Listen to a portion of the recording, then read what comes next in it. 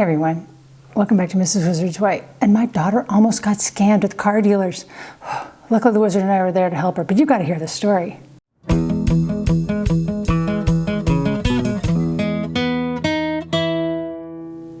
So it's been interesting at the Wizard and I's house. We have been helping our daughter, our 23-year-old daughter, get her first car. She's adulting. We're so proud of her. So many people in the comments on the Wizards video were like, oh, you should have just bought it for her. You should have done this and this, telling us how to spend our money. Well, that's not the point. The point was that she wanted to buy a car on her very own. And she's been rather independent for a really long time. She's been independent since she was 18. Just right out of high school, she's like, I'm going to move out. I'm going to, do this on my own. Of course, Wizard and I have been there to help all along the way, but she's just kind of that independent sort. She is the oldest after all, and it's kind of a natural trait for them. We've helped her with her last car, the Element. We helped her get that one because she hasn't really been very well established, but now she's got a better job. She's got a boyfriend. They've got some income coming in, so it was time to start looking for a new car. And the Element, as much as people liked it, and as much as she even liked it, it had all-wheel drive, but it also had 250,000 miles on it. It needed new tires, and the crack made the cross-country trip from one side of the windshield to the other. Yeah, so she's like, do I want to put money into this, or do I want something different? And she was ready to have something different. Even though people in Wizard's video were like, oh, she should have kept the Element, she should have kept the Element. Well, how long do you keep a car before it's time to let it go? And she was ready, and she was ready to make that jump, not just for the new car, but to become the adult. So she decided, going to get a new car. And that was a couple months ago. She's like, hey, what if I did this, or what if I did this? She's asking all along the way, what should she be doing? Then she started to get a little bit more serious. She's like, you know what, we are really ready to do this. She had talked to the boyfriend, and they decided that, hey, if we do this, we could put this much money aside every paycheck and pay this much every month, and we can have this paid off really pretty quickly. And people in the Wizards video are like, why didn't you just save up money? Well, this is what we do as adults. Sometimes we do things that we don't think others should do. I mean, how many people finance cars? Well, tons of people finance cars. They don't always just have all this money laying around, and she's in that case. She's ready to, take on that first loan, build that credit. I told her, she's like, well, yeah, you probably need to get some financing worked out first. That's probably your best bet, because, I'm going to a car dealer now. Okay, if I go, I know I'm going to get pre-approved. I kind of know where my credit's at, and I know I've got a good history. She's 23. She's never had a loan before. She's had a credit card, which she's kept up with, but she doesn't really have anything established. So we're like, I don't know anything where you're going to land. And it'd be horrible to get, oh, I love this car. I'm at the car dealer and I'm getting the dealership financing companies. And they're like, oh, yeah, it's going to be this much a month. And yeah, it'll be for 20 years. Yeah, you'll be paying this forever. The car will be dust. Yeah, because the interest rate is horrendous. I said, okay, probably need to avoid that. Let's go to your bank. And it's the bank that I use as well. But we just go to the bank and talk to them. See if you can get pre-approved for the loan. So how much you can actually start to shop for. So she does. And she's like, hey, she calls and she's like, Mom, I talked to them. The lady there was really nice. Said that she could have this kind of an interest rate. And I'd have to go look it up. It wasn't horrendous. She said I could get up to $16,000. I was like, hey, that's pretty good. That's going to be able to get you a nice, decent car. At that time, she mentioned, oh yeah, there are going to be all these extra things that are going to help. But even then, she didn't know what they cost. And that wasn't talked about, I guess. I think the person at the bank, and this is the bank, the people in Wizard's video were always like, oh, that's the car dealership, it's car dealership. No, it's a local bank's lending department. Okay, so to be very clear, and of course we're not saying names of banks or anything, but that is where this is all happening. She's got $16,000 that she can be shopping for. So I told her, you can look for a Toyota, a Lexus, a Honda, an Acura, a Scion, a Subaru, and a few Fords. Okay? I told her you cannot have a Nissan, a Buick, a Dodge, a Hyundai, a Kia, or a Jeep. That one hurt her the most. She's a girl, she likes Jeeps. Jeeps are such a great car to look at. Just don't want to work on them and maintain them. Actually, any of them on the don't list. And so she's like, okay. So we also told her a few dealerships in the area, don't go to them. Just stay away from these dealerships, or even some that are located in this part of town. We kind of know those strings of dealers, that the buy here, pay here kind of places. We're like, yes, stay clear of those, because those are the places that you're going to probably find a car that was off of auction. Those of you that are gearheads really know this, but those of you who don't, a lot of times when you trade a car in, they send it to auction because they don't want to put it on the lot. There may be too many miles on it, or there's too much damage to it, or it's just not what they want. Okay, so they send it to auction, and a lot of these cars have some serious problems. And these cars a lot of times end up on the smaller lots. Okay, so you have to be really careful, especially in today's society where that used car market has definitely changed post-COVID, where now some of those used cars that should have been sent to auction are now even at some of the bigger dealers. Okay, now that's taken care of. So the search is on. She starts sending me all these things. Hey, how about this one? Hey, how about that one? And I'm like, no, you can't, no. And she wasn't upset. She really just wants to make a good, wise, informed decision. She did know what she wanted. She did want a car or an SUV that would last her several years. She's hoping 8 or more, 8 to 10 years. She wanted something with a little more features than her Element, because, you know, some of the Toyotas and Hondas, while they're nice, especially in the older range, because hers was an '08, you know, it was kind of, you know, lacking some of those creature comforts, and she kind of wanted them. I mean, who doesn't? I know people in the comments of Wizard's video were like, oh, I wouldn't want any of that stuff. It's like, but she's 23 years old. She can have that, you know, you have things you like. That's what she wanted. So that was where it went. So she's listened. She couldn't find a Toyota or a Honda or Acura or Lexus in her price range. She would have had to gone too old, and which would have affected the features it would have had, and it probably had more miles. So maybe at this point, the Ford she found or the higher mileage Toyota were probably about the same amount, but the Ford had features that the Toyotas and Hondas didn't. She had lots of questions on the whole process. She's texting back and forth between me and the Wizard and me and the Wizard. Hey, what about this? What about that? What do I do here? So she finds the Ford, and it's like, yeah, you can actually do this one. This one's a good one. It didn't have all-wheel drive that she really wanted, but if the weather's bad, her boyfriend has the Honda Pilot. We did a video back a ways on. So she felt okay not having to have the all-wheel drive feature, but she liked having a hybrid again, because she drove a Prius for several years. A lot of time back and forth to work. You know, she was traveling a lot more. Now this car's not going to travel as far because she travels just across town. So maybe 10 miles a day, nothing crazy. I say, yes. She said, really? A good car? I said, well, double check it with Dad.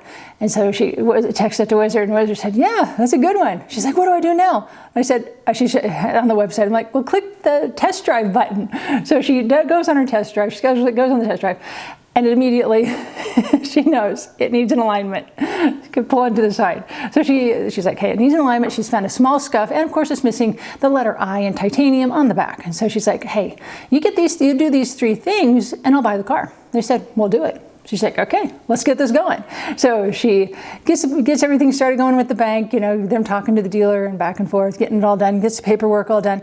And they send the documents to be e-signed. Great advantage of the COVID world is now we do things digitally. So she's like, Mom, hey, look at this. Before I sign everything, what do you think? And so I'm looking at it, and I'm like, oh, no. This loan, your $16,000 car, the loan's going to be $23,700.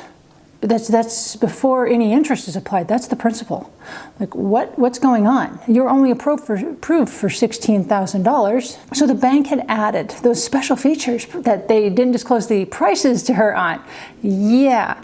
Well, they added a life and disability policy for $2,300. She has life insurance through her employer.